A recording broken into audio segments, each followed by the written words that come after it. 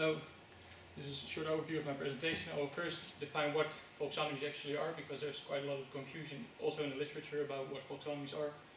I will then discuss its relevance to multimedia. Why would it be helpful to have folksonomies in multimedia? And then discuss which areas of multimedia I have covered in my paper and the common themes that emerge. And then discuss some future research topics that I came up with. So what is a folksonomy? Well, in the original definition there were actually two ways of defining it. The first was really what it actually, how it got started, and it was the term was coined by Thomas van der Wal, and he actually called it a user-created bottom-up categorical structure development with an emergent thesaurus. So it's sort of a structure that emerges from user interactions. And what's important is also the emergent thesaurus part, because what it means is that users are free to make up their own tags, so they don't have to choose particular tags that experts have come up with when they design the system. They can use anything they like to describe their own content. In the original definition it referred to a categorical structure, so that means that you just put things in categories and there's no hierarchy or relations between the tags. While this was in the original definition, when you look at the literature, it's sort of, in later years, people tried to figure out if it was possible to get some hierarchy or some other types of relations between tags, and it turned out that there's quite some evidence that you can get quite some other structures from the data, and that's what a lot of my surveys focused on. So it's sort of still a little bit vague what it is, so we might understand that it's some sort of emergent structure, but what do you actually need for a folksonomy to exist? Well, there's three things. You have identity, that's basically a user, so what's the history of a user, what's the interaction a user has with other users. Then there's tags, so the tags that users apply to certain objects. And then there's the object, so object in this case can basically be any type of object, so in the delicious case it was basically just URLs. In later research they also focus on Flickr, so that's photos or videos or music, or it could also be like physical objects. There's basically no limitation on what the object is. So a third way of defining what a folksonomy is just by looking at examples. So most of you have probably used YouTube and Flickr and Last.fm and maybe Delicious. So the first three are sort of examples of what a multimedia folksonomy is, because we're talking about multimedia objects, so videos and photos and music, while Delicious refers to URLs. And in some senses it's an easier task because it's easier to extract some features from websites, basically, because it's a set of words. So, and there's a lot of research on what you can do with words and link them to other pages and find similarity between pages. So what folksonomy is not, it's not tagging. What we've seen is that actually a folksonomy is made up of three parts and tags is just one of them. So what Thomas van der Wal said was that folksonomy is tagging that works. So you basically need the other two things to make it really work and be useful to users. A folksonomy is also not a taxonomy, even though the word originated from the words folk and taxonomy, and then they combine them, but it's actually not a taxonomy because taxonomy refers to something that is fixed. So it's experts fix a taxonomy and the words that can be used, and it's mostly focused on hierarchical relationships. Well, if you look at the literature, most literature focuses on co-occurrence relationships or synonyms that you can find in the folksonomy, and hierarchical relationships are quite hard to detect actually. It's also not an ontology. The difference between taxonomy and ontology is that ontology can have any kind of relationships between terms, while taxonomy is mostly hierarchical. And originally, folksonomy in AI literature is an expert engineered network of relationships. While this was the original definition, in this kind of research they actually say that you can build an ontology from a folksonomy because they sort of define it as any kind of structure that has some relationships and that we can model. So why is this relevant to multimedia research? The first reason is because we want a way to bridge the semantic gap. A lot of research says that it's currently very hard to extract high-level concepts from multimedia. And there's one system that we do know of that is capable of doing this, and that's human cognition. So we're trying to find some way of using that human cognition, so people looking at images and saying, we can see these concepts in here, and so some way of leveraging that, and that's what folksonomies can do. And also it's very much related to the triple synergy approach. So in triple synergy, you look at user-contributed information, which is very similar to tags, user interactions with the social networks, which is similar to identity in the folksonomy approach, and multimedia content, which is sort of related to objects. So in recent years, the triple synergy approach is, by a lot of researchers, say that it's a very promising approach to multimedia research. So folksonomies are sort of related, so we might deduce from that that there is some value in folksonomies.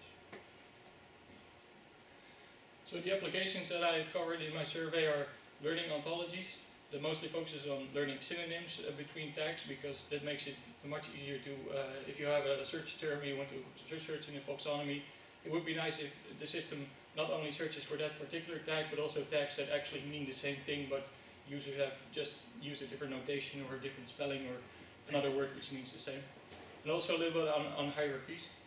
I then covered multimedia information retrieval, mostly how we can enhance multimedia information retrieval with folksonomy. So we also have different metadata like a caption or a title that goes along with a video or a photo, but how folksonomy can help enhance that. And personalization, which has actually been covered in a previous presentation. Then a very related field is recommendations, so tag recommendations but also content recommendations. And then I very briefly also discussed semantic concepts.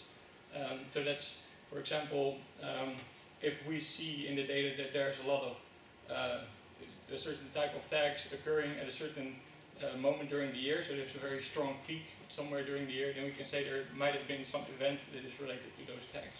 So those kinds of semantic concepts that we can deduce from looking at the folksonomy. So one example that I wanted to focus on, because it was one of the most important things in my survey, is to deduce some structure. So in this case, ontologies from folksonomies. So what we see here is a part of the ontology network that was derived from a Flickr dataset. So they took the pictures and the tags and the user relations, and they tried to find relationships between the tags. So what we can see is that it gives sort of some intuitive relations, but what's interesting from this picture is that it's often unclear what exactly the relationship is. So what they did was model that there is some sort of relation, and that the one should be above another term. So what they did is look at whether two concepts were very close together, even if you look at the tags related to them, and also the content. So if there's a lot of blue, for example, in an image, then with the example of sea and ocean, that both have a lot of blue in images. So that in that way they are related, sort of. And then which of these concepts is above the other one is determined by how narrow or broad a concept is. So, for example, this example here is that you have the concept of sand. So you will, in a lot of images where you have sea, you will see sand, but sand will also be in pictures of a desert, for example. So in that sense, sand is a broader concept in this particular data set, so it's placed above sea. And then here down at the bottom, there was this word I couldn't really place, it's Oahu. So maybe some of you have been there, but it turns out to be the third island of Hawaii. But that was interesting that in this data set it was sort of linked to sand and beach in the Pacific. And so the common themes that I found in the research is that both learning ontologies, information retrieval, and recommendations all depend on deriving some kind of structure of the folksonomy. And if you look at the methods that they use, they're all very similar. And there are even some papers that first describe a method for doing multimedia information retrieval using a folksonomy, and then about a half a year later they publish basically the same paper but do recommendations and use almost exactly the same algorithm. So you can from this you can sort of deduce that the problem that they're all trying to solve is finding that structure. So I actually think that should be the meta problem that they all try to focus on. Another thing that's very interesting is that content-based features are not used that much yet. So there can be a lot of improvement in using content-based features. Right now we mostly focus on what tags are associated with objects and what users are associated with those tags, and what tags have these users previously attached to objects, and in that way find some sort of structure in the data. But the actual content is not used. Actually, this example that I gave of the ontology is one of the few examples I could find that really effectively used content-based features simultaneously with the tags. So one promising direction that a lot of very recent research has been going into is using latent topics. So what a latent topic actually does is it's sort of a connection between the tags, the resources, so this is the resource, and the user. So you want to model the relationship. So what basically the assumption is that there is some sort of topic that all these things are about. So a certain tag is related to that topic, but also certain resources.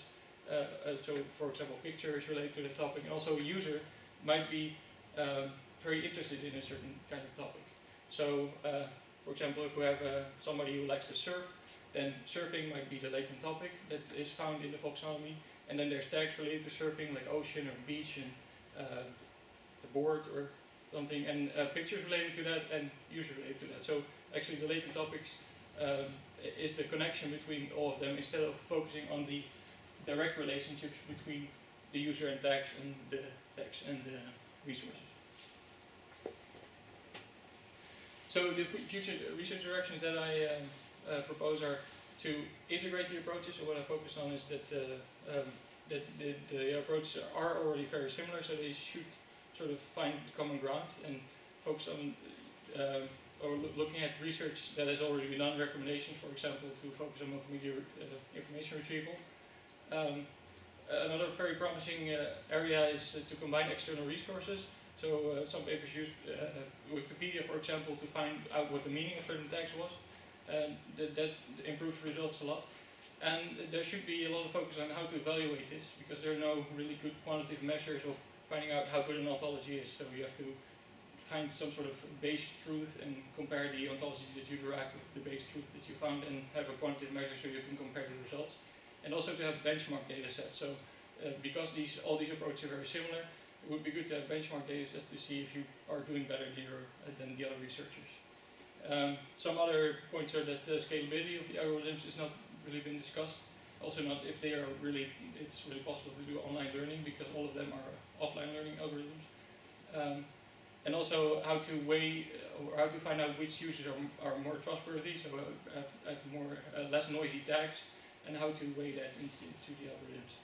And to try it on different types of media. So especially audio data is sort of underused, and I think basically the reason is that there's not a good folksonomy data set like we have with photos in the form of Flickr. So conclusions: the term folksonomy has not been used uniformly in the field, but it is possible to sort of find the connections between the research. It can be a very useful way to describe multimedia objects, but it's not the it's not. You also need other types of research. So it's not like we can stop doing feature extraction from content just because we have some users who like to tag their content. I also described that the meta problem is finding the structure in the folksonomy, and it's quite unclear how to get users to tag data. So the example of there not being a large folksonomy in audio is maybe a problem that we don't know how to get users to engage in such a folksonomy and actually create it. The research is only 7 years old, but a lot of research has been done, and it's quite promising as an addition to other techniques that we've covered before.